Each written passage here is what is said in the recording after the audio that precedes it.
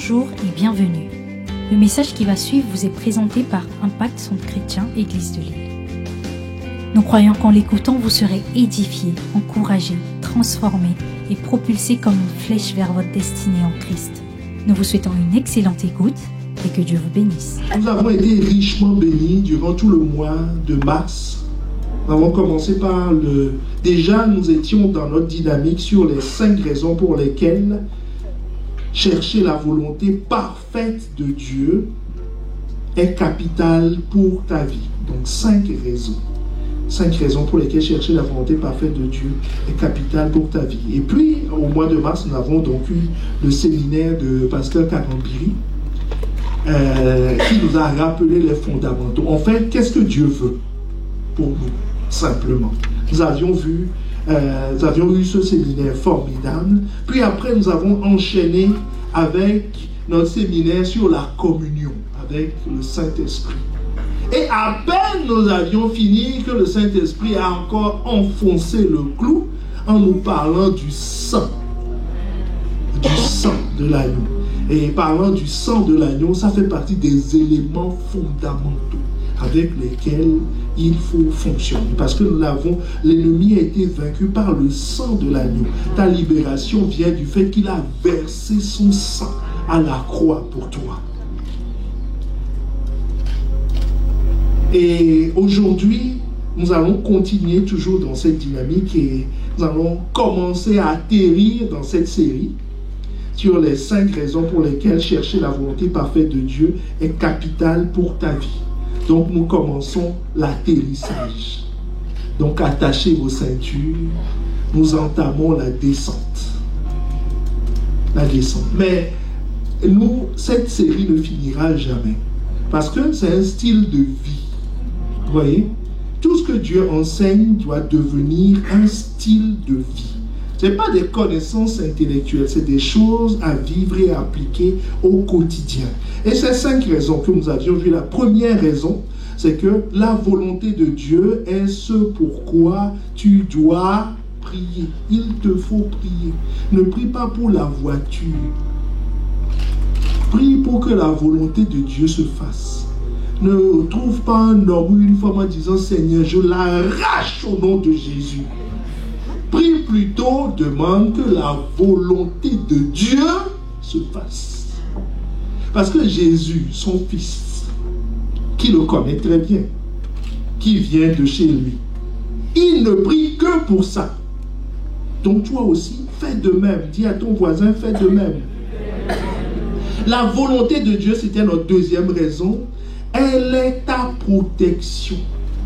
C'est suivre la volonté de Dieu, c'est ce qui te donne la protection divine. Et si vous vous rappelez, nous avions pris l'exemple des polices d'assurance. C'est la volonté de l'assureur qui est garantie, pas ta volonté. Est-ce que quelqu'un me suit? Ce qu'il a dit, c'est ce qu'il garantit. S'il ne l'a pas dit, il ne garantit pas. Donc quand tu marches selon la volonté de Dieu, tu es protégé. Si tu fais ce que tu veux, tu n'es pas protégé. Est-ce que quelqu'un me suit? La 4e raison sur laquelle nous avons passé un certain temps, c'est que la volonté de Dieu est la meilleure version de toi. Suivre la volonté de Dieu, ce n'est pas pour lui, c'est pour toi, c'est pour ton bien. Si tu suis cette volonté, ce que tu n'as pas imaginé, parce que lui, qu'est-ce qu'il dit? Ce que l'œil n'a point vu, ce que l'oreille n'a point entendu, c'est ce qu'il a prévu pour ceux qui l'aiment. Donc si tu le suis, c'est ce que ton œil n'a jamais vu que tu verras. C'est ce que ton oreille n'a jamais entendu que tu entendras. Mais si tu te suis toi-même ou tu suis l'autre volonté, ben tu auras ce que tes yeux ont vu, et tu auras ce que tes oreilles ont entendu, et tu auras exactement ce qui est monté dans ton cœur. Et c'est ça qui arrive à beaucoup. Il veut ceci, il l'a. Et il dit c'est Dieu. C'est pas Dieu. C'est toi, c'est tes efforts. Parce que tu as la capacité de produire. Tu as la capacité de faire tout ce que tu veux. Tu as la capacité de construire une maison. Tu as la capacité d'aller à gauche, d'habiter l'île, Marca. Tout ce que tu veux, tu as la capacité de le faire. Mais ce que Dieu a prévu pour toi, c'est mystérieux. Et ça va au-delà de ce que tu peux imaginer. Parce qu'il dit, ce que les projets, Jérémie 29, 11, il dit, les projets que j'ai pour vous, c'est des projets de paix et non de malheur, pour vous donner de l'avenir et de l'espérance. De l'avenir et de l'espérance. Voilà. Disais ça, ce que j'ai prévu pour toi. Donc, la volonté de Dieu, souvent, elle est bizarre. Hein? Très bizarre. Il dit à Abraham, quitte la maison de ton père. Je te donnerai un pays. Il est parti sur cette volonté. Il est parti sur cette volonté. Et plus tard, il a découvert qu'il était père d'une multitude, ce qu'il ne pensait pas, puisque sa femme n'avait pas d'enfant. Bon, il se battait pour avoir un fils, pour ne pas que Eliezer hérite des choses, c'est-à-dire un de ses serviteurs hérite des biens de sa maison. Donc, il se battait pour avoir un fils. Ça, c'était son projet. Est-ce que tu me suis? Et Dieu lui révèle qu'en fait, ce n'est pas un fils qu'il te faut. Toi, tu vas engendrer toutes les nations de la terre. Est-ce qu'il a une fois pensé ça dans ses rêves? Jamais. Jamais. Jamais. La maman de Moïse, même chose. Dit, Seigneur, protège mon enfant, comme toutes les bonnes mamans, comme toutes les mamans font. Seigneur, protège mon enfant. Je parle à un parent, une maman. Au lieu de prier, Seigneur, tu vois, nous on a été pauvres. Au nom de Jésus, que cet enfant devienne milliardaire pour prendre soin de nous. Ceci, cela. Prie pour que la volonté de Dieu se fasse. C'est mieux que le milliard.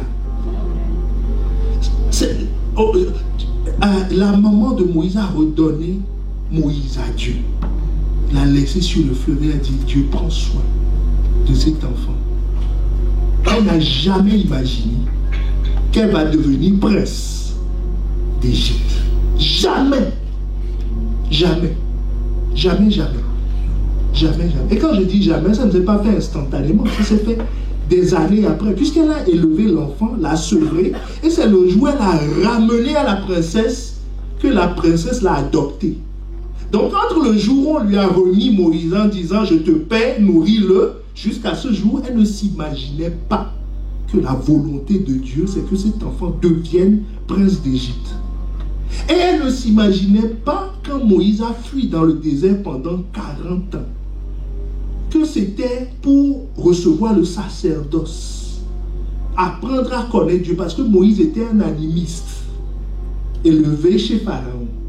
Donc tous les dieux égyptiens, c'était le spécialiste.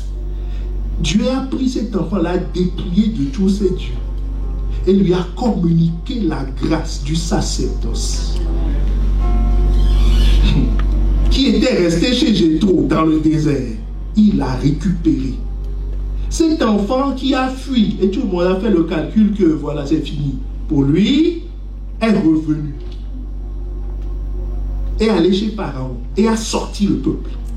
Qui, dans ses plus beaux rêves, a rêvé de ça? Dis-moi, si tu connais quelqu'un, invite-le. Il va nous aider à rêver. Personne n'a imaginé ça. C'est pour ça que Dieu te dit que la volonté de Dieu pour toi est la meilleure version de toi. Hier, lors de l'atelier de femmes, la sœur Lydie, le docteur Ouedraogo, qui nous parlait elle a commencé par les cancers, n'est-ce pas? Elle a commencé par les cancers. Ah, je me suis dit dans mon cœur, c'est quand même chaud. Il faut commencer l'introduction par les cancers. Et après, le soir, je réfléchissais à ça, et cet esprit m'a interpellé. Il m'a dit, regarde, tous les facteurs de risque qui ont été énoncés, si quelqu'un suit ma volonté, il n'est exposé à aucun virus. Est-ce que tu me suis? Cette prévention ne le concerne pas.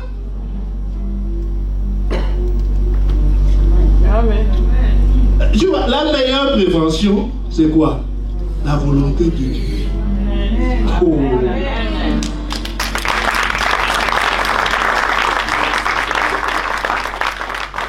Est-ce que quelqu'un me suit? Donc si tu n'as pas besoin de te lever, de voir d'où vient l'ennemi. Qu'est-ce qu'il est sur le point de faire? Qu'est-ce qu'on planifie contre moi? Toi, tu dors. Tu bats juste sur la volonté de Dieu et tu es protégé. Et tu es protégé. C'était hier où je ne sais plus quand je partais. Avec mon épouse, on s'est assise et on comptait les pièges évités. Ça nous arrive de temps en temps. Pour rendre grâce à Dieu. Il y a certains pièges, jamais, même si la CIA, le KGB se mettent ensemble pour étudier, jamais je n'aurais pensé qu'il y avait un piège là-bas. La seule chose qui a sauvé, suivre la volonté de Dieu. Il a dit ne va pas à gauche, ne va pas à gauche, il dit ne va pas à droite, fais ci, lève-toi, fais ceci, fais-le. L'obéissance. Ta survie. Ta survie. Ta survie. Est-ce que quelqu'un me suit? Et aujourd'hui, nous commençons la 5e raison. La 5e raison, c'est que la volonté de Dieu est le chemin de la gloire. Si tu me suis, dis Amen. Amen. La volonté de Dieu est le chemin de la gloire. La volonté de Dieu est le chemin de la gloire. On peut le dire autrement, seule la volonté de Dieu te positionne dans la gloire. Mais avant d'aller plus loin, il est important de comprendre ce que c'est que la gloire. Demande à ton voisin, est-ce que tu sais ce que c'est que la gloire de Dieu? La gloire de Dieu dans l'Ancien Testament, donc en hébreu, c'est le terme kabod, et dans le grec, dans le Nouveau Testament, qui est écrit en grec, c'est doxa. Dans les deux cas, ça veut dire splendeur et éclat. Est-ce que tu me suis? La gloire. La gloire d'une femme. C'est paru, n'est-ce pas? La gloire d'un homme. C'est pas trop son costume, c'est quand il dit, tu vois, ça c'est mes maisons. Ça c'est ceci. Quand il roule avec la voiture, il fait poum poum poum pour dire que voilà, je suis. Chacun. Est-ce que quelqu'un me suit? La gloire des parents, c'est de montrer. Les enfants disent, quand les invités viennent, ils disent quoi? Les enfants! Hein? Venez pour dire. Vous voyez? La gloire d'un roi, c'est d'organiser un défilé. C'est pour ça que tous les 14 juillet, nous organisons un défilé pour montrer la gloire de la France. Et vous voyez que chaque année, il y a un thème. Voilà, on dit, ceux qui étaient en Afghanistan, ils vont défiler. Voilà le nouveau matériel qu'on a sorti. Voilà, c'est la gloire. Est-ce que tu me suis? Voilà. La gloire d'un riche, c'est de dire, bon les amis, qu'est-ce qu'on fait aujourd'hui? On va à Hawaï, en jet privé. C'est la gloire. C'est le rayonnement, c'est l'éclat. Mais il y a des gloires éphémères. Et il y a la vraie gloire. Parce que la vraie gloire est une propriété privée. C'est la gloire de Dieu. Parce que la vraie gloire est éternelle, elle dure. Est-ce que tu me suis? Parce que quelqu'un peut montrer sa gloire en t'invitant au resto, en te disant, hey, prends tout ce que tu veux. Mais ça, c'est sur son découvert. Est-ce que tu me suis? Pendant que tu es en train de prendre, il est en train de... Lui, son appétit baisse. Tu vois, il va prendre juste une boisson en disant, bon, j'ai pas trop faim aujourd'hui. C'est pour équilibrer la mise. Est-ce que tu me suis? Si tu veux qu'il mange, ne prends pas de dessert, lui va foutre. Est-ce que tu me suis? Il y a des gloires éphémères. La gloire d'un homme est éphémère, mais la gloire de Dieu est éternelle. Vous savez, il ne faut pas trop se fier. Bon, bref.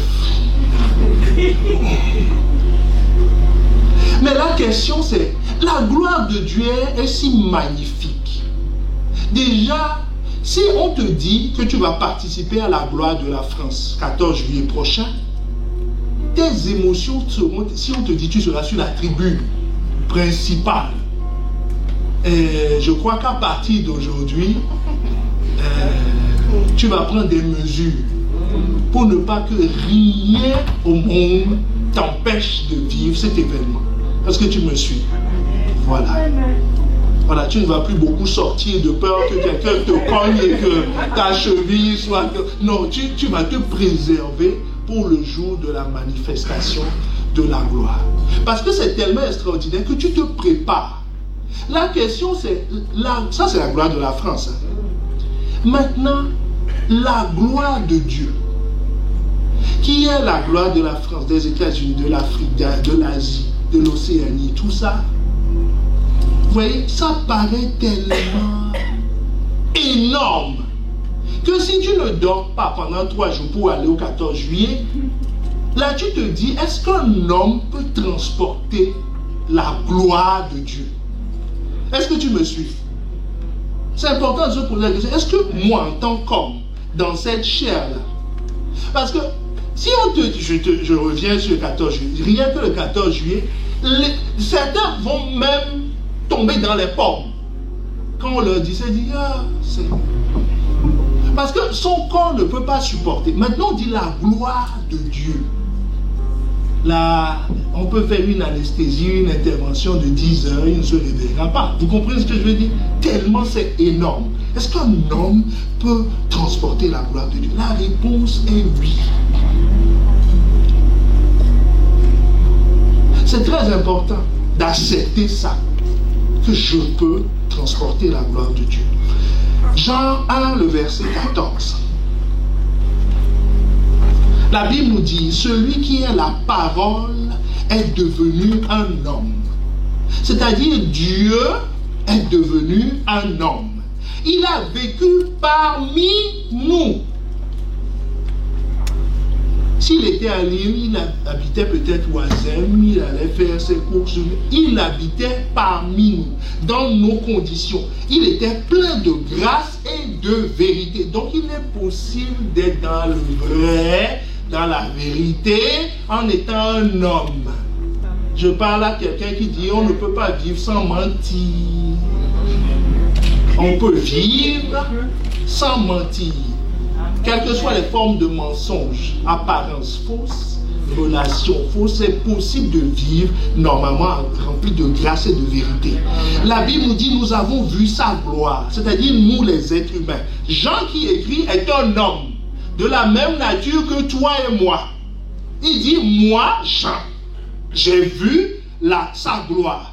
Et c'est la gloire que le Fils unique reçoit du Père. Donc, s'il reçoit du Père, ça veut dire que ce n'est pas une gloire qui s'est fabriquée. Est-ce que tu me suis? À la différence de la gloire humaine, il ne se l'est pas fabriqué. La vraie gloire se reçoit.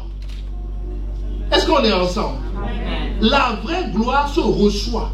Et l'auteur de la gloire, il nous dit, c'est le Père, c'est Dieu le Père qui donne la gloire qui dure, la gloire qui n'est pas éphémère, la gloire qui est éternelle, est reçue de quelqu'un. Et cette personne, c'est Dieu le Père. Et Jésus, qui est venu en chair et en os, parce qu'il connaissait cette gloire en étant dans les cieux.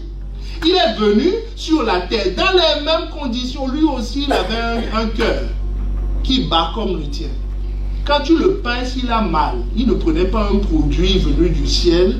Il a mal. Il était fatigué puisqu'il dormait dans la barque. Il lui aussi s'est ressenti des angoisses. C'est un homme normal. Puisque dans le jardin, il était angoissé. Donc c'est un homme normal. Il mangeait. C'était d'ailleurs ce qu'on lui reprochait, qu'il allait de maison en maison mangeant.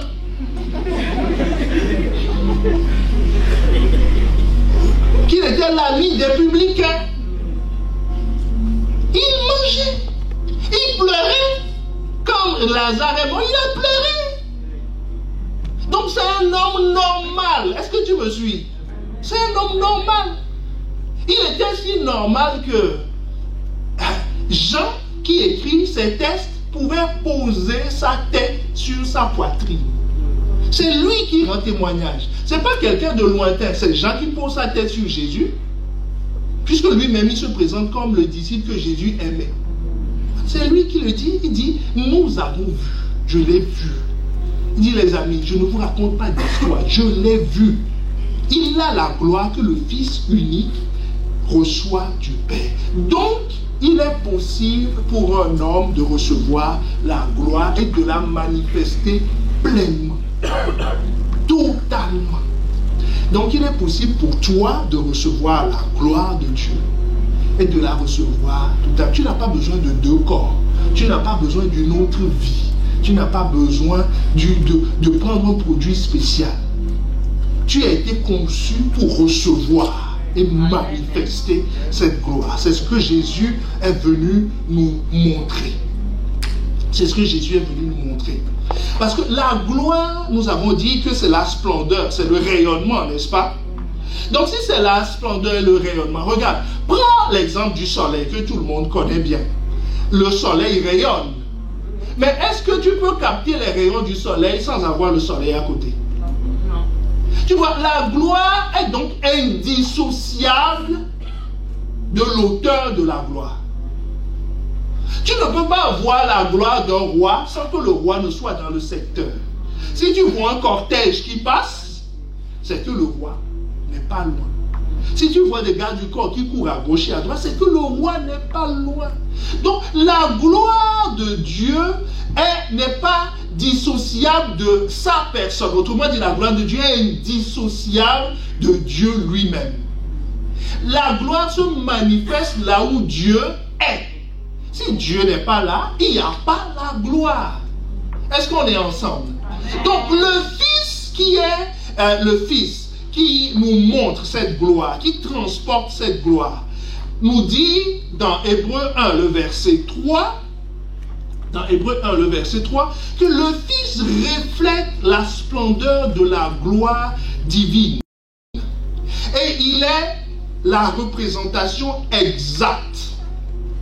Que quelqu'un dise la représentation exacte de ce que Dieu est. Donc autrement dit, quand tu vois la splendeur, le rayonnement, c'est que la représentation, l'original est à côté. Est-ce que tu me suis? Donc Jésus, sur la terre, transportait la splendeur qui est destinée aux autres et était lui-même la représentation exacte de ce que Dieu était. Et ce sera ton cas au nom de Jésus. Tu vas manifester ce que tu es. Tu vas manifester ce que tu es. Et ça, c'est la volonté de Dieu pour toi. C'est pour ça que tu dois rechercher la gloire de Dieu. Tu conçois la nuance maintenant. La gloire de Dieu, pas ta gloire. Pour dire aux gens, j'ai fait ci, j'ai fait ça. Où est-ce que j'ai ça? C'est ta gloire. Il y a une autre chose qu'on appelle la gloire de Dieu. Et pour avoir la gloire de Dieu, si la manifestation, la splendeur est indissociable de la source, de la radiation, donc il te faut chercher la source pour avoir le rayonnement. Sinon, ce sera un faux. Tu sais, si tu prends beaucoup de... Vous voyez les lumières du stade. Les lumières du stade, si c'est allumé, on met toutes les lampes côte à côte, tu vas croire que c'est le soleil. Oh, ça brille. Formidable. Mais ça ne chauffe pas. Ça ne dure pas. Il faut appeler EDF, dis-leur de couper l'électricité, tu vas voir. C'est du faux. Est-ce que tu me suis? C'est du faux. Mais si tu attrapes le soleil, oh, le rayonnement est chez toi. Est-ce que quelqu'un me suit? Donc il te faut chercher l'auteur de la gloire. Pourquoi il te faut chercher la gloire? Je vais te donner quelques raisons. Parce que le plan de Dieu pour toi, pour nous, est d'être dans sa gloire. Ce n'est pas une option. C'est pas, il ne te dit pas à la fin, bon, si tu veux, au passage, je t'ai sauvé, j'ai fait ci, j'ai fait ça. Si tu veux, il y a une option, hein, la gloire. Tu peux choisir. Non. C'est la raison même de sa venue. C'est la raison même de sa présence au milieu de nous. Regardez la promesse qui a été faite dans Sophonie 3, le verset 19 à 20. La promesse nous dit, je vais lire que le verset 20, « En ce temps-là, je vous ramènerai, en ce temps, je vous rassemblerai, car je ferai de vous un sujet de gloire et de louange. » Il dit, « Je ferai de vous un sujet de gloire et de louange. Parmi tous les peuples de la terre, je ramènerai vos captifs sous vos yeux. » C'est-à-dire, la cendre que vous aviez, la situation de captivité que vous aviez, la captivité du péché, la domination du péché, des vices, de la puissance des ténèbres sur ta vie. Est-ce que tu me suis? Sur le pays, sur la ville, il dit, je vais vous délivrer. Et je vous délivre pour faire de vous des sujets de gloire. C'est-à-dire changer ton l'opprobre d'être vaincu à chaque fois. De tomber tout le temps dans les mêmes choses. Est-ce que c'est pas honteux? Voilà. Il dit, je vais te délivrer pour t'établir comme un sujet de gloire. Le sujet de gloire, qu'est-ce que, comme Pasteur Yves nous expliquait la dernière fois, qu'est-ce que Dieu a dit à Satan quand il a fait tomber Adam et Ève? Il dit, il t'écrasera la tête. Il t'écrasera la tête. Il va te dominer. Est-ce que quelqu'un me suit? Il va te dominer. C'est-à-dire la gloire, c'est pour ceux qui dominent. C'est évident. Voilà. Il dit, tu vas dominer. Il va te dominer. Aujourd'hui, tu l'as dominé, tu l'as supplanté parce qu'il a péché, il a fait une erreur, mais je t'enverrai quelqu'un. C'est-à-dire, j'enverrai qui? Ma représentation exacte. Qui est le reflet de ma propre gloire, et quand tu vas voir cette gloire, elle dominera sur toi. Celui qui est assis dans la gloire domine. Est-ce que tu me suis? Donc Jésus est venu pour ça. Il dit, je ferai de vous un sujet de gloire. Et quand il est venu, l'apôtre Paul nous dit dans Romains 8, le verset 29 à 30, ce qui s'est passé. Il nous dit, car ceux qu'il a connus d'avance, il les a aussi prédestinés à être semblables à l'image de son Fils. Première étape, être semblable à l'image de son Fils, afin que son Fils fût le premier-né entre les frères. Verset 30. Et ceux qu'il a prédestinés, il les a aussi appelés. Ceux qu'il a appelés, il les a aussi justifiés. Et ceux qu'il a justifiés, il les a aussi glorifiés. Alléluia.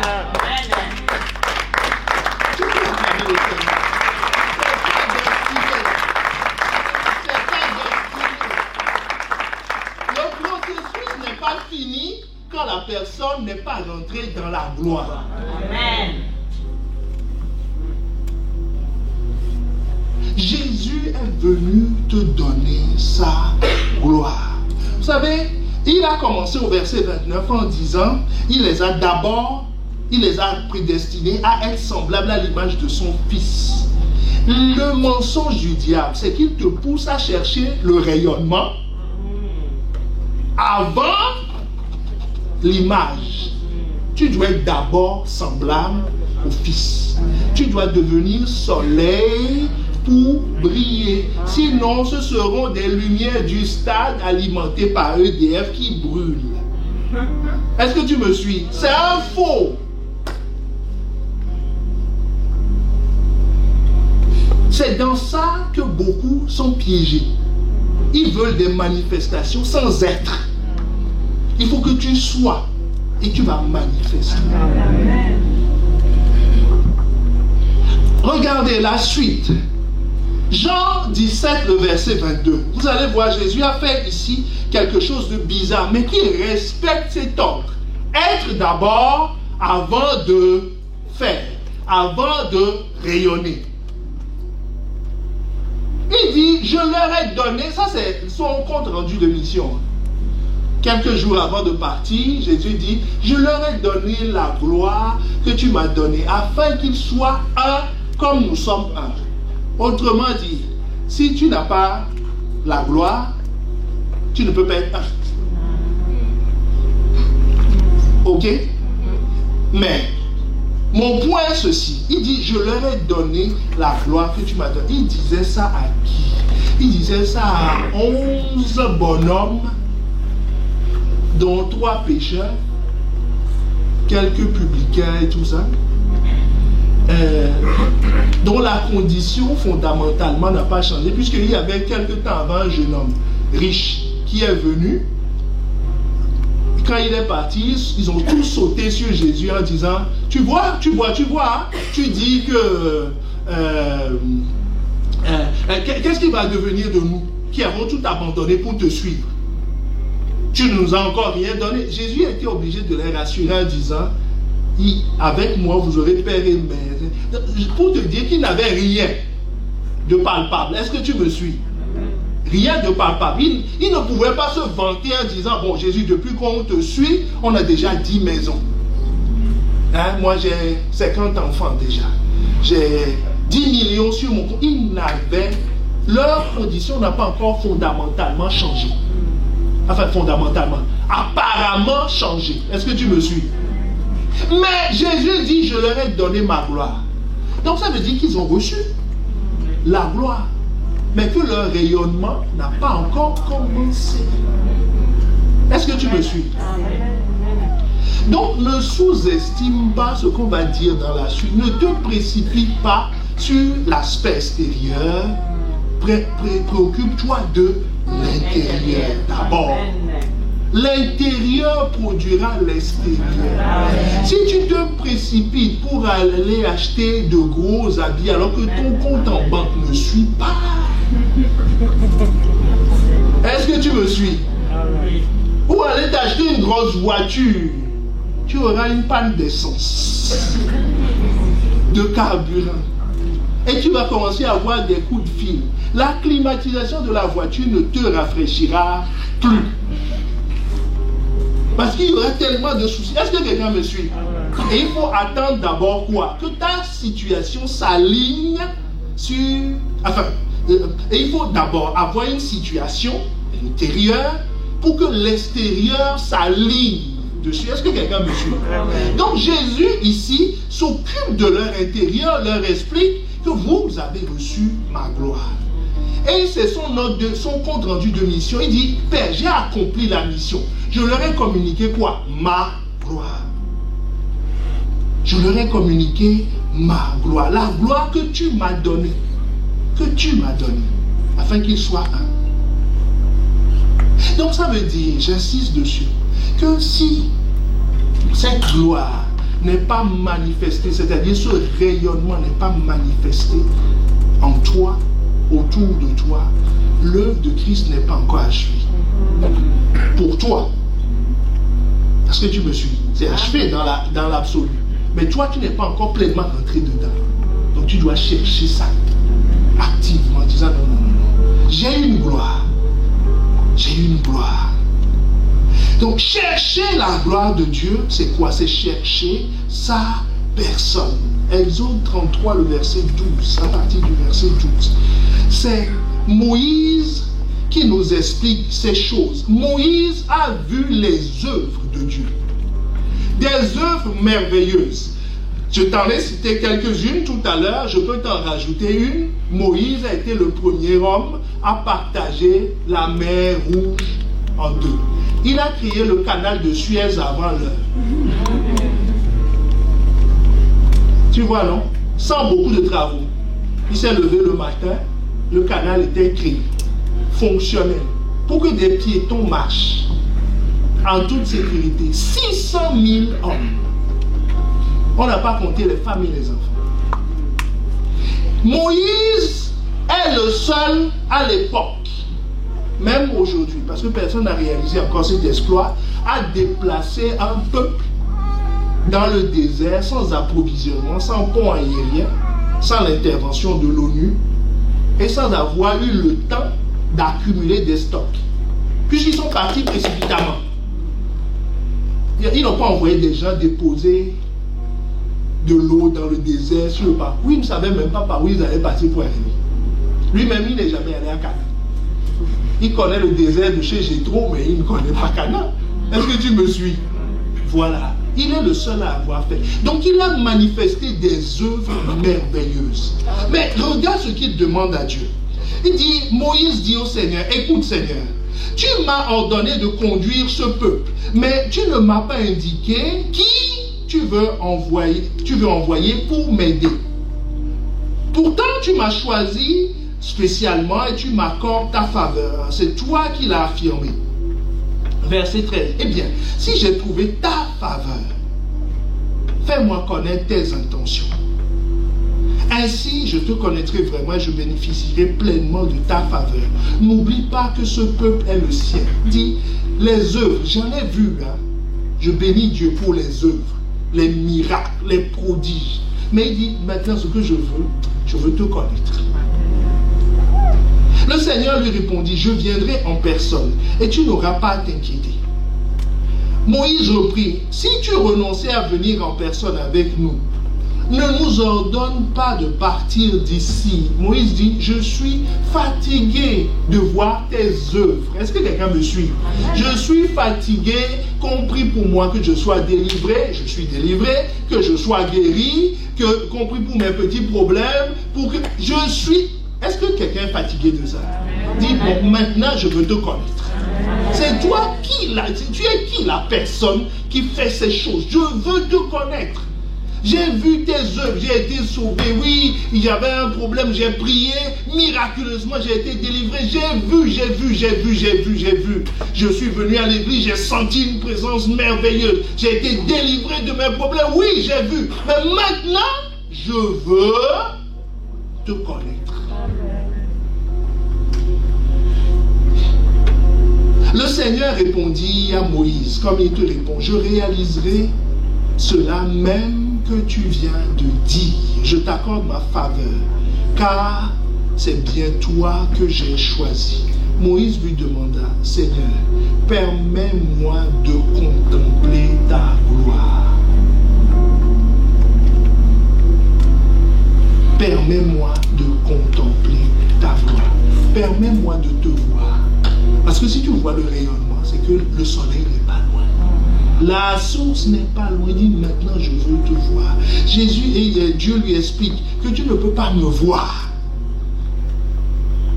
En tout cas, pas de face. Parce que tu ne peux pas me voir et vivre. Donc déjà, pour que tu vois mon dos, il faut que je te cache dans le rocher. Et ce rocher, c'est Christ. Parce qu'en Christ, le voile du temple a été déchiré. Le lieu saint qui était caché à la vue de tous les hommes est devenu tout à coup accessible. Tout le monde peut voir Dieu. C'est pour ça qu'aujourd'hui, tu peux prier, lever les mains pures. Tu n'es pas obligé d'aller à Jérusalem et aller prier sur le temple. Tu n'es pas obligé de ramener des moutons et tout ça. Les moutons, on les mange maintenant, ils sont dans nos assiettes. Parce que Christ est mort et ressuscité. Il te donne accès. Avant, dans les temps passés, si tu n'as pas un prophète, tu ne peux pas entendre Dieu. Est-ce que tu me suis? Maintenant, Dieu peut te parler comme il te parle. Hey.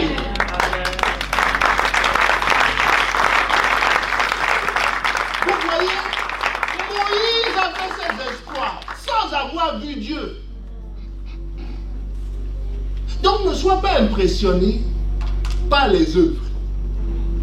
Ce que tu dois chercher, c'est Dieu lui-même, le soleil, la source de la gloire. Ne sois pas impressionné. Il faut rendre témoignage. Mais quelles que soient les choses extraordinaires du témoignage, c'est pas ça ce qu'il faut chercher. Mais vous voyez, même quand les disciples sont revenus voir Jésus en disant, oh, en ton nom, les démons nous obéissent. Même Judas. Il dit, oh, formidable. Jésus dit, alors, c'était comment? Quand je vous ai envoyé là, c'était comment? Il dit, oh, il fallait voir comment il sortait.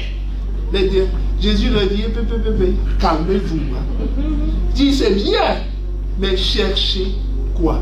Réjouissez-vous du fait que vos noms sont inscrits dans le livre de vie. Il dit, c'est ça que vous devez chercher. Ne vous préoccupez pas du rayonnement. Le rayonnement dépend de la source. C'est lui qui allume, qui éteint, qui augmente, qui fait ce qu'il veut au travers. Mais cherche à connaître Dieu lui-même, personnellement, à rencontrer sa personne. Et c'était la soif de Moïse. Et cette soif, tu ne peux l'avoir que si tu es caché en Christ. Parce que personne, qu'est-ce que Christ est quoi? Est le reflet de sa gloire. Donc c'est comme un miroir qui t'envoie le soleil. Tu me suis? C'est pas le soleil. Parce que tu ne peux pas supporter le soleil les yeux nus. Est-ce que tu me suis? C'est pour ça que tu dois passer par Christ. C'est Christ qui va le rendre supportable, accessible pour toi. Oh, est-ce que quelqu'un me suit? Voilà. Donc c'est en Christ que nous avons ces choses. Et quand tu as cette gloire dans ta vie, Moïse nous donne 3 choses qui attestent, qui indiquent que cette gloire est présente. Que quelqu'un dit 3 signes. 3 signes que Moïse nous donne. Parce qu'il dit, verset 13, Exode 33, le verset 13, eh bien, si j'ai ta faveur, si je t'ai trouvé, si j'ai une relation avec toi, si je ne suis plus de ceux qui voient tes œuvres mais qui ne te connaissent pas, est-ce que tu me suis? Si je ne suis plus de cette catégorie, voilà ce que je veux, voilà les signes. Il dit, fais-moi connaître tes intentions. Je dois connaître ta volonté. Je ne vais pas voir que les manifestations, mais je sais ce que tu es en train de faire. Vous voyez, il y a une différence entre les serviteurs et les amis. Quand Dieu voulait détruire Sodome et Gomorrhe, qu'est-ce que Dieu a dit? Dieu a dit, il a déjà envoyé les anges pour détruire la ville, mais il a dit, ferai-je quelque chose sans le dire à mon ami? Les serviteurs ne voient pas le maître. Ils obéissent, ils suivent les consignes. Mais les amis ont une relation avec le maître. Est-ce que quelqu'un me suit? Il dit, ferai-je quelque chose dans cette région sans... C'est-à-dire, est-ce que j'aurai des intentions que je ne vais pas partager avec mon ami Abraham? Est-ce que tu me suis? Donc Moïse dit, si j'ai ta faveur, si j'ai trouvé la gloire, si j'ai trouvé la source de la gloire, premier signe, je connais tes intentions. J'ai accès à ta volonté. Je peux te parler, tu peux me parler, me dire ce que tu as dans le cœur. Et il dit, deuxième condition, ainsi je te connaîtrai vraiment. Vraiment. Parce que tant que quelqu'un, la bouche dit quoi? La bouche dit les intentions. De l'abondance du cœur, la bouche parle. Donc quand quelqu'un parle, ça te donne accès à son cœur. Mais quand il est tout le temps, tu dis, tu es un ami, vous vous voyez, vous vous asseyez, et puis après, faites bisous, bisous. Demain, est-ce que tu le connais? C'est pour ça qu'il faut se méfier de ceux qui ne disent jamais rien. Parce que tu ne sais pas ce qu'il a dans le cœur. Est-ce que tu me suis? On dit, quand tu vas dire. Et attention. Parce que tu n'as pas accès à son cœur. Après, tu peux placer des caméras, interpréter son comportement, tout ce que tu veux. Ça fait ton problème. Ça fait ton problème. Mais si tu veux savoir, communiquer, parler, la personne veut exprimer là, de l'abondance du cœur, la bouche parle. Est-ce que quelqu'un me suit? Amen.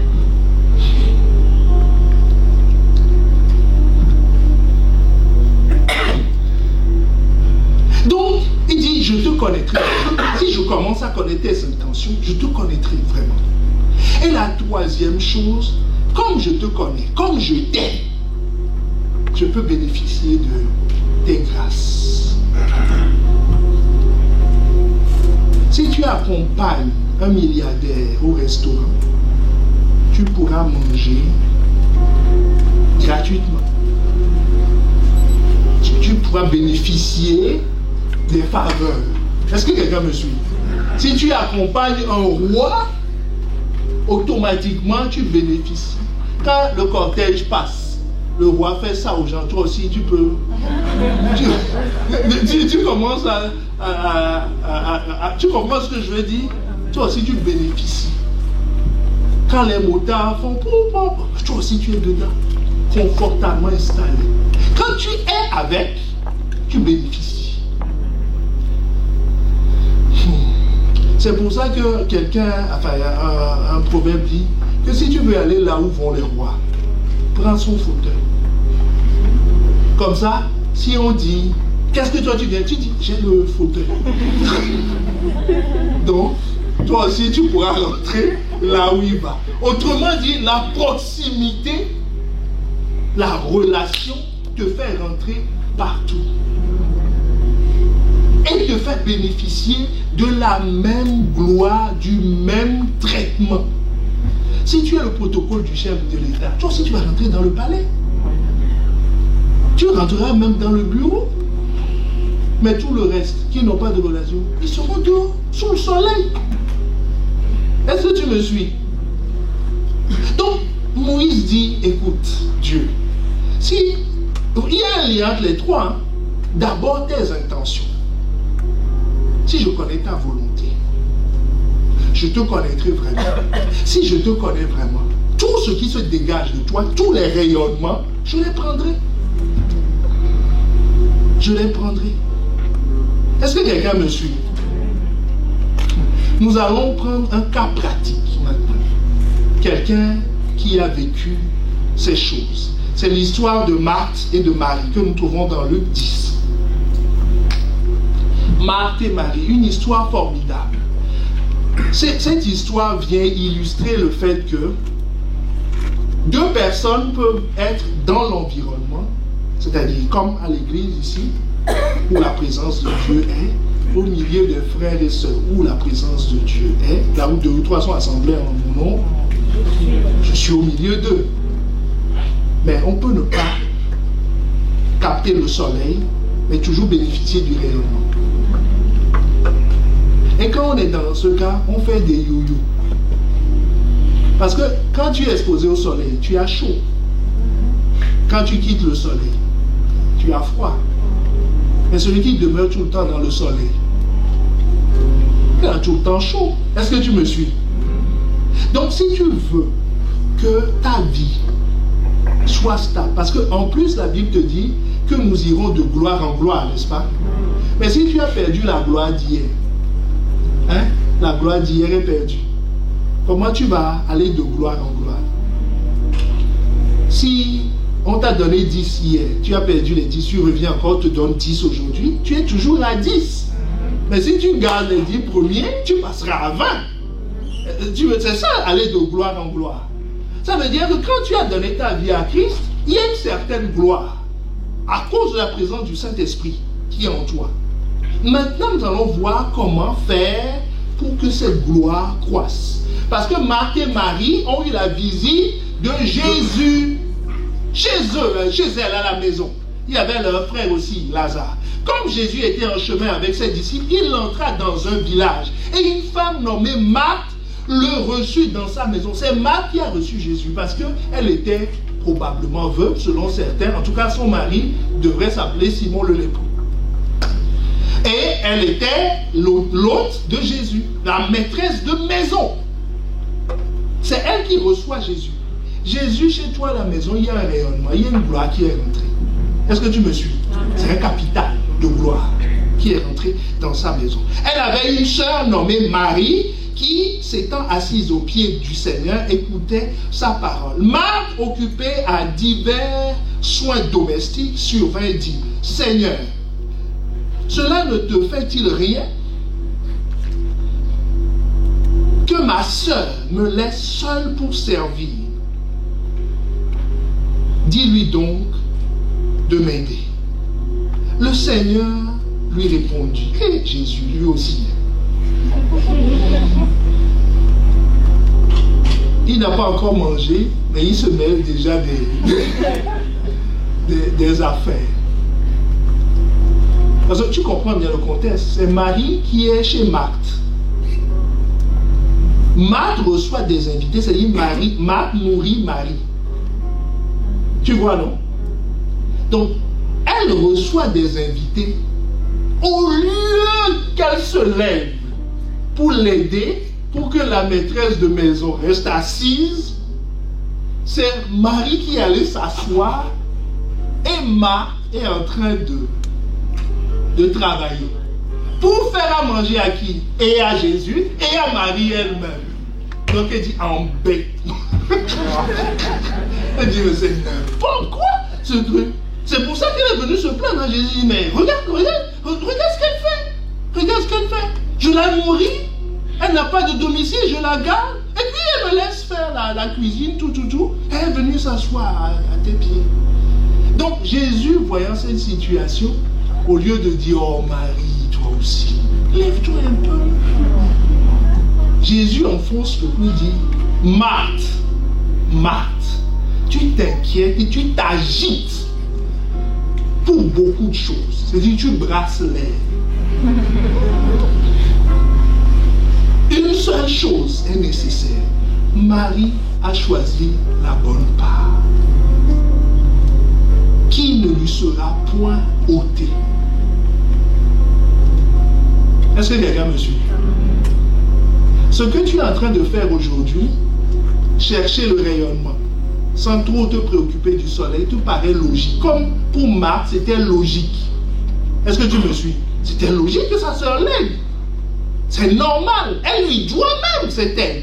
Jésus dit, ne raisonne pas comme ça.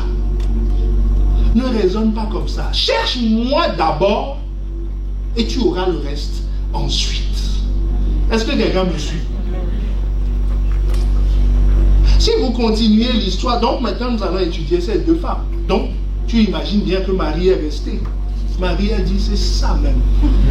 Parle toujours. Elle a écouté.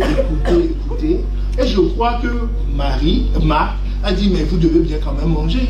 Donc je vais me débrouiller. C'est-à-dire, c'est logique. Est-ce que tu me suis? C'est normal. Je me préoccupe de vous. J'ai des sentiments. Ce n'est pas les sentiments qui vont t'aider à prendre la décision. C'est la sagesse divine. L'instruction divine. Donc, ça c'est moi qui y rajoute. Peut-être que Marthe, quand je vois le reste de sa vie, elle n'est pas allée de gloire en gloire. Mais Marie est allée de gloire en gloire. Marthe, plus tard, la suite de son histoire dans Jean 11. Marthe, quand leur frère, Lazare, c'est leur petit frère, le troisième de la bande, est mort. Et Jésus arrivait, c'est Marthe qui a couru pour aller faire des reproches à Jésus en dehors de la ville. C'est-à-dire, elle attendait de pied ferme. Dit oui, c'est ça. J'ai fait à manger ici. Je t'ai fait ci, je t'ai fait ça. Tu n'as pas entendu que mon frère était malade et qu'il était en train de mourir. Je paraphrase, mais c'était ça l'idée. Et tu n'es pas venu. Maintenant, il est mort. Mais comme elle est polie, c'est une dame distinguée. Donc elle dit, si tu étais là, hein, vous voyez la phrase, mais ça veut dire, oui, tu as mangé, mais attends, il est mort. C'est le résumé. Si tu lis Jean 11, du verset 20 à 35 à peu près, tu verras la suite de l'histoire. Marthe a dit ça à Jésus. C'est là où Jésus lui a dit, je suis la résurrection. C'est-à-dire, tu ne me connais pas. Est-ce que tu vois, tu ne me connais pas. Tu ne me connais pas. Tu ne connais pas mes intentions. Tu ne me connais pas. Tu me prêtes, tu me colles encore des intentions. Comme beaucoup collent des intentions à Dieu. Il doit être ceci, il doit faire ci, il doit faire... Non, dis tu ne me connais pas parce que tu n'as pas accès à mes intentions. Et c'est sûr, vous lirez, c'est là sur le chemin que Jésus est resté là. Jésus lui a dit d'aller chercher Marie. C'est-à-dire, il dit, Marthe, tu ne comprends rien à rien. Range-toi, appelle-moi Marie. Marie, là, qui écoutait? Marie, la Bible nous dit, elle s'est levée promptement. Dès qu'elle pleurait, hein, mais dès qu'on lui a dit, le maître est dans le secteur, oh, elle s'est levée, elle a couru pour aller voir son maître. À tel point que les gens croyaient qu'elle allait au cimetière pour pleurer. Et ils l'ont suivi. Elle ne les calculait même pas. Est-ce que tu me suis? Voilà, elle ne les calculait même pas. Quand tu es focalisé sur la gloire, tu ne te laisses pas distraire par les à côté. Elle ne les calculait même pas. Elle est allée voir Jésus. Quand elle est allée voir Jésus, c'est à elle maintenant que Jésus livre ses intentions. Je crois que c'est le verset 28.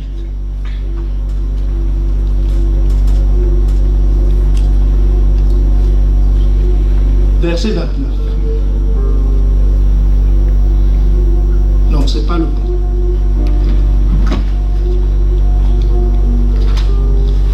J'aimerais que tu réalises ce qui s'est passé là à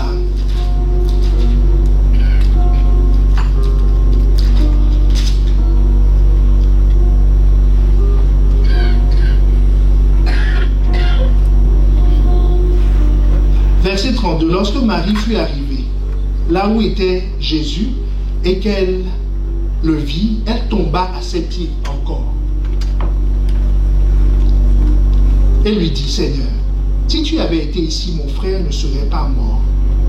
Jésus, la voyant pleurer, elle et les Juifs qui étaient venus avec elle, frémit en son esprit et fut tout ému.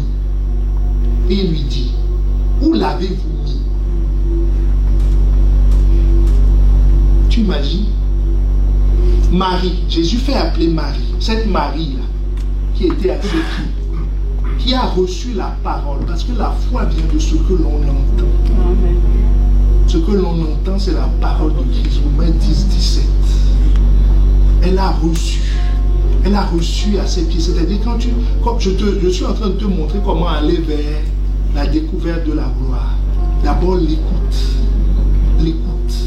de la parole, l'écoute de la parole, la lecture de la parole. Elle a entendu Jésus lui parler, elle recevait ça. Et avec cette parole, qu'est-ce que la Bible te dit? La foi vient de ce que l'on entend. C'est-à-dire, il y a une foi qui commence à se produire dans son cœur. Elle se dit, c'est possible, c'est possible, c'est possible. C'est pour ça que malgré tout ce qui s'est passé, elle a couru aux pieds de ce Jésus. Elle s'est mise à ses pieds. Elle dit, instruction. Instruction, donne-moi une instruction. Et Jésus lui dit, où l'avez-vous mis? C'est-à-dire, je vais faire quelque chose. Je vais faire quelque chose. Là, ils activent la foi. Ils sont en train d'ouvrir le surnaturel. C'est-à-dire, une gloire jamais inégalée, un mort qui va ressusciter. Ça, c'est un rayonnement. Est-ce que tu me suis? Va se produire. C'est Marie qui produit ça avec Jésus. Et ce n'est pas fini l'histoire de Marie. Marie continue dans Marc 14, verset 3 à 9. Je suis en train de t'annoncer prophétiquement la trajectoire que ta vie va prendre si tu suis ça. La foi vient de ce que l'on entend. Ce que l'on entend, c'est la parole de Christ. La parole de Christ. Elle a entendu. Marc n'a jamais entendu. Elle continue à faire des reproches à Jésus. Marie a entendu. Sa foi au moins. Elle vit des miracles, des miracles. Maintenant, quand Jésus était à Béthanie, dans la maison de Simon le lépreux, c'est là où on déduit que c'est probablement le mari de Marthe.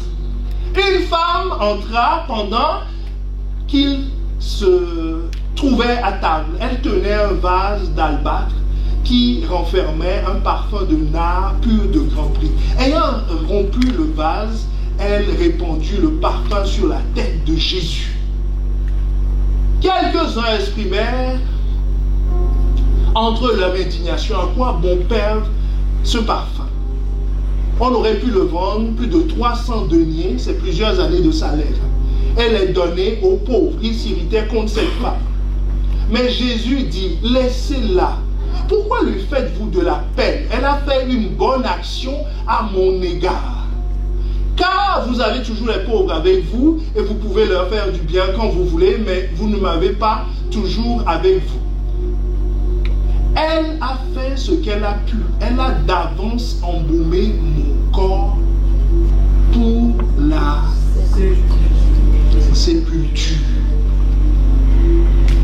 Si vous croisez ça avec Jean 12, verset 1 à 3, c'est la même Marie. Vous voyez, les deux protagonistes sont là. Marthe, la maison de Lazare, et c'est Marie. Est-ce que tu me suis? Est-ce que tu me suis? Donc c'est Marie qui a fait ça. Donc qui de façon prophétique embaume le corps de Jésus, qui lui a dit que Jésus allait mourir dans 6 jours. Il restait 6 jours pour sa mort. Moïse dit, si je connais tes intentions, alors je te connaîtrai vraiment. Donc, ça veut dire que cette Marie est passée de la connaissance de Jésus, celui qui vient manger à la maison. Est-ce que tu me suis? À la connaissance de Christ, celui qui est venu mourir. Elle a progressé. C'est pas ça de gloire en gloire. Elle commence à discerner les intentions de Dieu.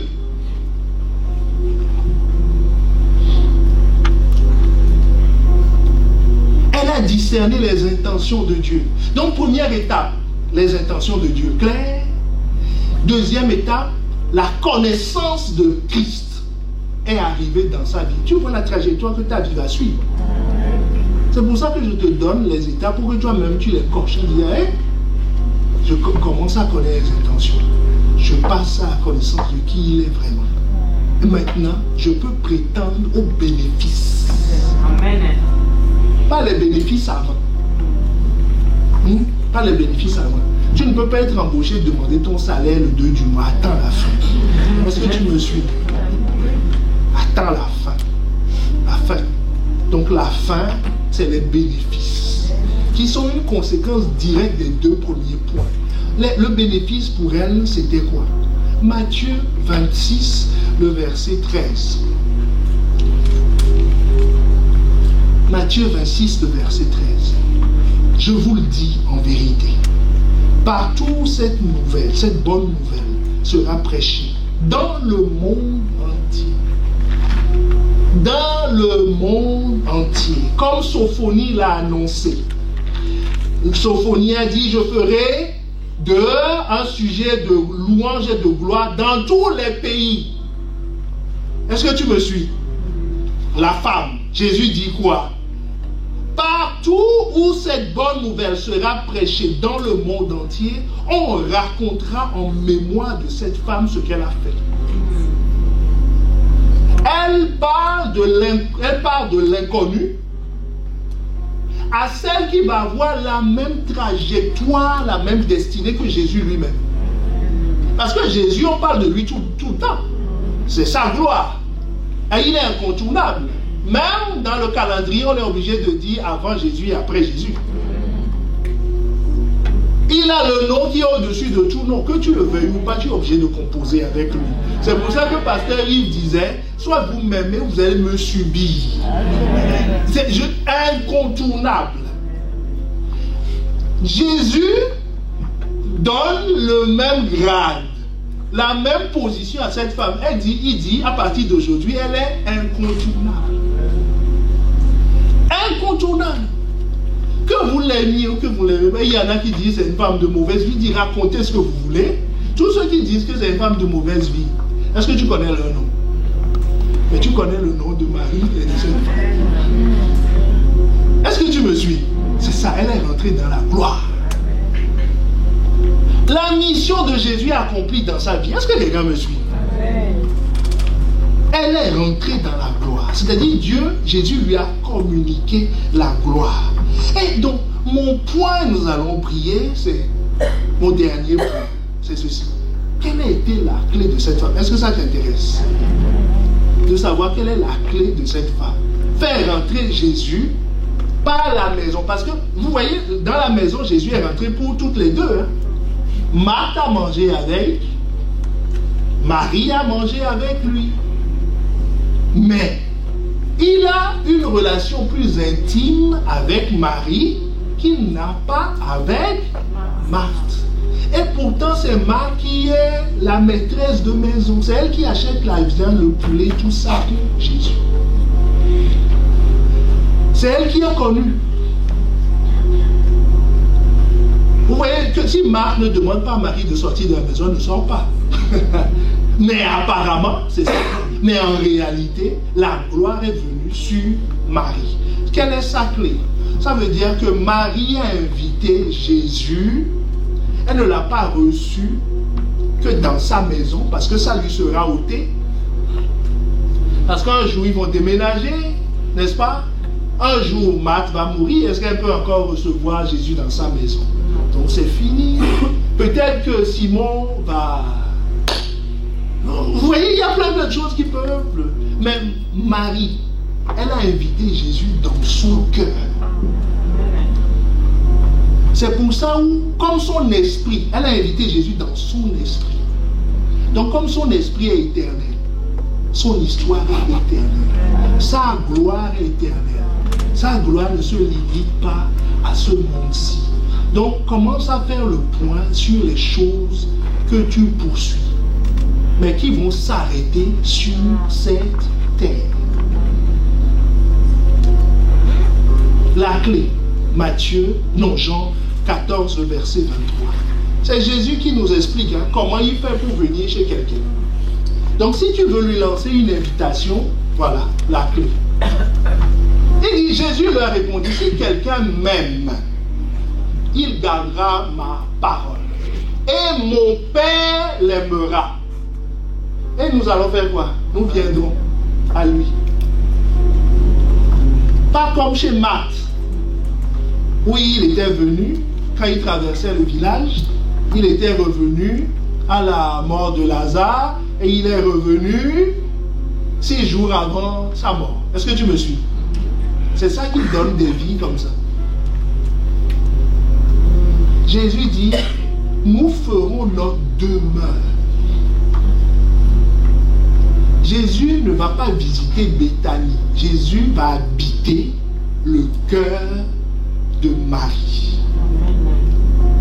Jésus va habiter ton cœur. Il sera dans ta vie. Et il ne vient pas seul. Il vient, ils sont à deux. Il amène d'abord l'auteur de la gloire. Il dit, mon Père l'aimera. C'est le Père qui donne la gloire. C'est ce que nous avions lu dans Jean 1,14. Jésus dit, moi je n'ai pas de gloire. Je suis le reflet de la gloire. Donc, avoir le miroir sans le soleil, ce n'est pas la peine. Est-ce que tu me suis? Il dit, le soleil viendra. Le miroir viendra. Et les deux vont venir habiter chez toi. Et ils vont demeurer chez lui. C'est ce qui s'est passé dans la vie de Marie. Jésus dit, partout où on parlera de cette histoire, c'est-à-dire partout où on parlera de moi, partout où on parlera du soleil et du miroir, on parlera d'elle. Est-ce que quelqu'un me suit? On parlera d'elle. C'est là où tu dois aller. Chercher à capter le soleil et le miroir. Et ce ne sont pas tes danses qui les captent. Ce ne sont pas tes mots gentils, jolis. Ce n'est pas ton style qui les capte. C'est ton obéissance. C'est tellement simple et basique. Il dit, tu m'aimes, tu veux que je vienne habiter chez toi? Fais ce que je te dis. C'est tout. Est-ce que quelqu'un me suit? Fais ce que je te dis. Après, tu danseras. Dans la maison, il mange, non? Dans la maison, il danse. Mais il dit, avant, pour que je rentre et que je demeure, fais ce que je te dis. Je crois ce que Marthe n'a pas fait. Elle faisait toujours ce qu'elle voulait, sa volonté. Je veux ceci, je veux cela, j'ai envie de ceci, j'ai envie de cela. Jésus venait et partait. Mais Marie, d'abord elle a écouté. Jésus a confirmé qu'il faut que tu écoutes. Chaque fois qu'elle voit Jésus à ses pieds, dit, maître, parle. Qu'est-ce que je dois faire? Donne-moi des consignes. Donne-moi des consignes. Je proclame la fin de ta vie, Yo-Yo. Par l'obéissance. Dit, c'est simple, c'est basique et d'une efficacité redoutable. Le soleil viendra habiter ta maison. Amen. Le miroir qui reflète la gloire viendra habiter ta maison. Et quand le soleil va chauffer ta maison, tout le monde au dehors saura que le soleil habite cette maison. Amen. Là, tu seras producteur de preuves. Oui, Jésus a dit à Pierre, Jacques et Jean et toute la troupe des 11, il leur a dit, je leur ai donné ma gloire. Effectivement, ils ont reçu cette gloire. Dans Acte 1, le monde a compris que ces gens-là sont des gens extraordinaires. Amen. Qu'ils ne sont pas ordinaires. Le monde l'a su. Personne ne leur a expliqué. Les mêmes foules qui les connaissaient avant disent, mais c'est pas Pierre, Jacques et Jean. Ces gens sans instruction. On dit, oui, c'est eux. Mais le soleil est en eux. Il brille. Il rayonne. Il rayonne. Les mêmes qui fuyaient Hérode et tous les rois de l'époque, ils se sont réunis. Le roi dit qu'il va tuer Pierre. L'église s'est réunie. Il dit, ça ne se produira pas. La prison est ouverte, il est sorti. Si ça, c'est pas le rayonnement, si ça, c'est pas la gloire qui commence à se manifester, quand la gloire commence à se manifester dans ta vie, même les problèmes apparemment insolvables commencent à être domptés. Je te dis, c'est la domination. La domination. L'apôtre Paul qui tuait l'église, quand la gloire s'est manifestée avec Étienne, Étienne a dit pardonne-lui. Celui qui ramassait les habits, quelques temps après, Dieu l'a visité sur le chemin de Damas. Et dit, est-ce que tu peux regimber contre les églises? Est-ce que tu peux me résister? Saul de Tarse. Saul dit, pitié, laisse tomber. Qu'est-ce que je dois faire? Le roi voulait tuer les disciples. L'église s'est réunie. Il était assis sur son trône. Il a été dévoré par des vers instantanément. Devant les yeux des gens comme ça. Parce que la gloire est là. La même gloire que Pierre transportait. Pierre voit le paralytique, il dit, mon gars, tu cherches de l'argent? J'ai pas d'argent. Mais ce que j'ai, le soleil et le miroir que j'ai là, je te le donne. Au nom de Jésus. Les effets ont commencé à se produire. Les effets ont commencé à se produire. Tu ne peux pas transporter le soleil et avoir froid. Non. C'est pas possible. Il va te chauffer. Il va te chauffer. Donc cherche le soleil. Et cherche son miroir. Jésus. En faisant quoi? L'obéissance. Et ils viendront habiter chez toi. Ils vont te chauffer. Jusqu'au jour opportun, ce que tu n'arrivais pas à faire, ceux qui te dominaient. Quand je dis ça, je ne parle pas des hommes. Je parle des situations. Enfin, si un homme veut s'aventurer, lui aussi verra. Mais les situations, les choses intérieures qui te rongent, tes pulsions malsaines, les choses comme ça, qui t'empêchent de vivre Christ réellement. La présence du soleil les domine de l'intérieur. Lève-toi, nous allons prier. Nous allons prier.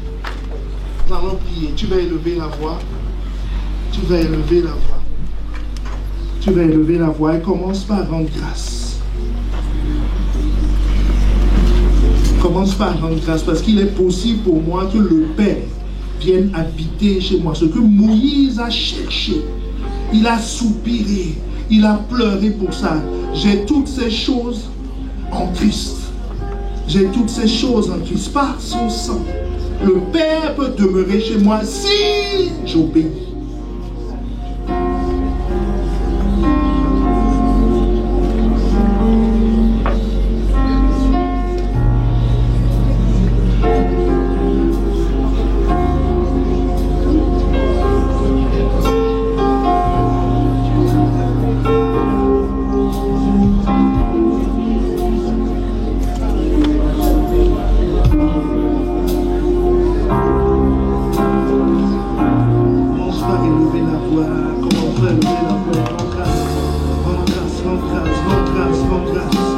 c'est possible, c'est ce que Jésus est venu me donner. C'est sa volonté pour moi. Sa volonté pour moi, c'est que je reçoive et que je vive dans la gloire. Que je vive dans la gloire. Marie l'a expérimenté. Rien que par l'obéissance. La foi est née dans son cœur. La foi lui a fait voir, lui a fait connaître Christ. Ce que les autres ne savaient pas. Il a eu accès à un niveau de connaissance. Et il a eu accès à un niveau de manifestation de la gloire. Son nom est devenu éternel. Partout où cette histoire sera racontée, oh Seigneur, nos vies vont compter. Nous avons 5 bonnes raisons, au moins, pour chercher ta volonté parfaite, pour chercher à te connaître. Ta volonté, c'est que nous puissions recevoir ta gloire. Tu nous as appelés, tu nous as transformés, tu as tout fait pour nous glorifier, pour nous glorifier, pour nous glorifier. Seigneur, nous ne voulons pas refuser cette gloire. Nous ne voulons pas refuser, nous voulons accepter, nous voulons vivre. Oh, élève la voix, élève la voix, élève la voix, élève la voix.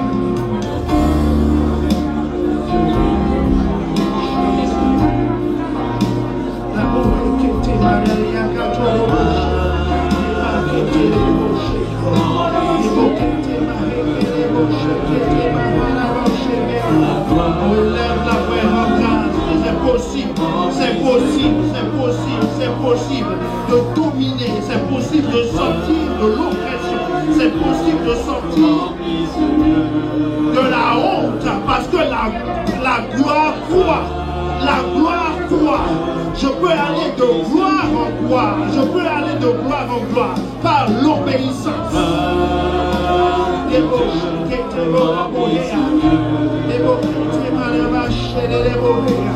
Oh, élève la voix, élève la voix, élève la voix, élève la voix, prophétise, annonce à tes ennemis, annonce à ta honte, que je sais maintenant que c'est anormal, que ce n'est pas ma position, c'est pas ce que je dois faire.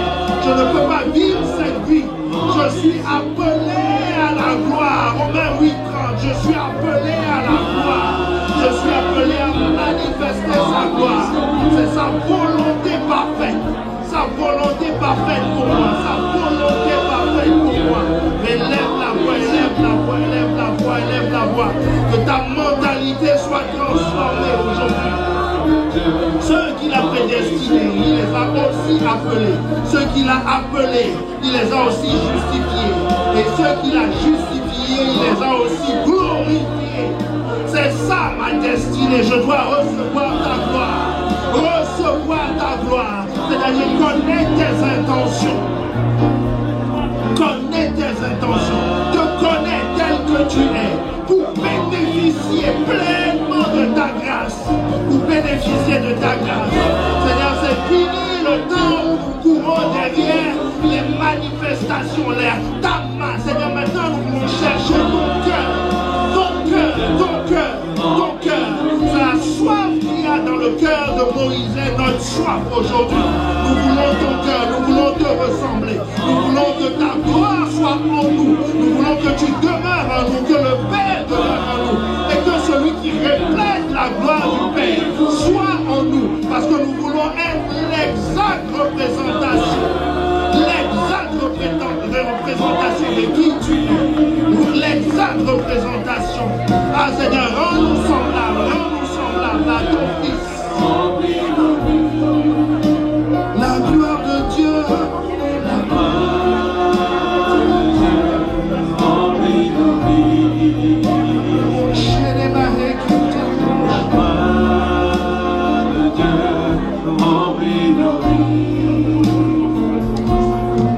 Seigneur, merci. Merci parce qu'il est possible pour un homme comme mon frère, comme ma soeur, comme moi, de transporter dans ce monde naturel la gloire de Dieu. La gloire de Dieu. Seigneur, nous voulons être conscients de ça, afin de ne pas nous soumettre, Seigneur, aux pulsions de ce monde, à ce qui nous avilit. Nous transportons une gloire meilleure, une gloire meilleure, une gloire meilleure, une gloire meilleure. Tu nous as délivrés de l'opprobre. Dans le nom de Jésus. Dans le nom de Jésus. S'il y a quelqu'un ici qui n'a jamais invité cette personne, Christ, à venir dans sa vie, nous ne pouvons pas quitter ce lieu sans te donner l'occasion de le rencontrer. Comme Marthe et Marie, leur histoire a commencé le jour où Jésus est venu dans leur maison. C'est là le début de leur histoire. C'est là que la gloire, la première gloire est rentrée. Mais tu le sais maintenant, on peut aller de gloire en gloire. Mais il faut une première gloire. Et cette première gloire est le jour de la rencontre avec Christ. Donc si tu es ici et que tu n'as jamais fait la prière de dire Seigneur, je t'invite comme Seigneur et Sauveur à venir dans ma vie. L'occasion t'est donnée de le faire. Parce que tu peux traîner à l'église, tu peux être né à l'église, tu peux être né de parents chrétiens, mais si toi tu ne l'invites pas, cette gloire ne peut pas faire partie de ta vie. Comme Jésus a traversé le village, la gloire a traversé le village, mais c'est Marthe qui l'a invité à la maison. Et c'était le début de leur histoire. Donc l'occasion t'est donnée aujourd'hui de donner toi aussi ta vie. Si tel est le cas, lève juste la main là où tu es. Lève juste la main là où tu es, pour que nous puissions prier avec toi, pour que Jésus vienne faire sa demeure, en tout cas qu'il rentre dans ta maison, et tu pourras appliquer la loi de l'obéissance pour amplifier cette relation. Si tel est le cas, lève la main juste là où tu es, parce que nous voulons continuer à prier, mais il est important que nous le fassions avec toi. Que nous le fassions avec toi. Que nous le fassions avec toi.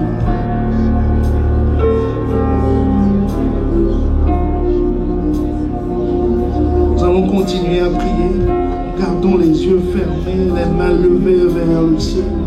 Et nous rendons grâce. Je dis Seigneur, c'est aussi simple que ça. Seigneur, donne-moi des instructions. Fais comme. Donne-moi de faire comme Marie. D'être tout le temps à tes pieds pour recevoir tes instructions. Élève la voix. Mon Saint-Esprit, conduis-moi à cela, être à tes pieds, à courir derrière tes instructions, afin que la foi naisse dans mon cœur, que la foi s'amplifie dans mon cœur, pour que je puisse te connaître réellement. Parce que de l'abondance de ton cœur, ta bouche parle et me dit qui tu es, qui tu es, qui tu es, qui tu es, qui tu es, qui tu es. Ainsi, je pourrais être dans ta présence. Ainsi, je pourrais obéir à tes consignes et bénéficier des faveurs de ta maison. Parce que ta gloire veut demeurer avec moi. C'est ta volonté. C'est ta volonté parfaite. Ta volonté parfaite.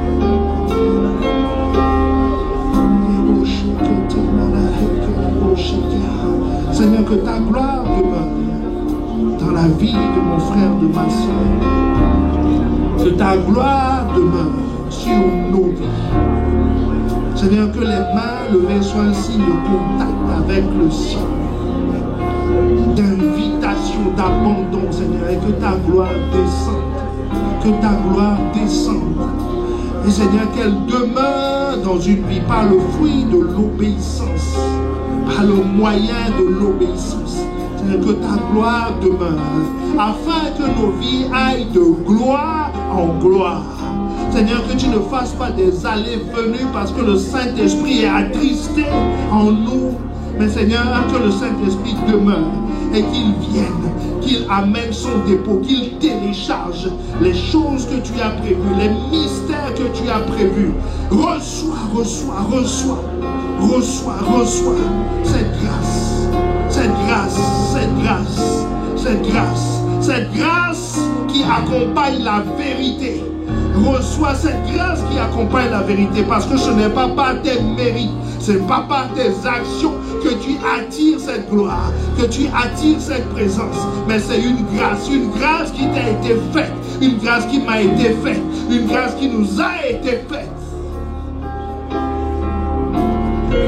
Elle est venue habiter au milieu de nous, pleine de grâce et de vérité. Dans le nom de Jésus. Rassurément, nous ne sommes plus les mêmes. Nous ne sommes plus les mêmes. Parce que nous avons reçu. Parce que nous recevons. Nous recevons. Il y a quelqu'un qui dit Amen, Amen. Je reçois, je reçois. Je reçois. Dis Amen. Dis Amen pour toi-même. Dis Amen pour toi-même. Je reçois cette grâce. Je reçois cette grâce. Continue à prier. Dis je reçois. Je reçois. Parce qu'il y a des paquets divins qui sont en train de distribuer maintenant. Qui sont en train de distribuer maintenant. Reste concentré, dis je reçois. Prie, continue à prier. Ce ne sont pas des déclarations. Nous sommes en train de prier. Continue à prier. Dis je reçois cette grâce. Je reçois cette grâce. Cette grâce. Cette grâce. Parce que c'est le Père qui donne sa gloire. C'est le Père qui manifeste sa gloire. C'est le Père qui donne. C'est le Père qui a donné au Fils. Et le Fils donne. Donc je reçois cette grâce. Élève la voix et dis je reçois cette grâce.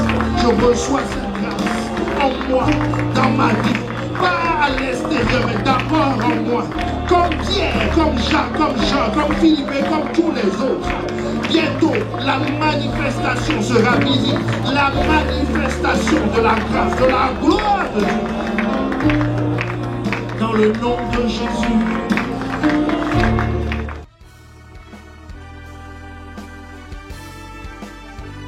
Nous espérons vivement que vous avez été édifiés par ce message. Pour en savoir plus sur notre Église, rendez-vous sur notre page Facebook Impact Centre Chrétien-Campus Lille ou téléphonez-nous au 33 7 83 88 23 16. À très bientôt et que Dieu vous bénisse.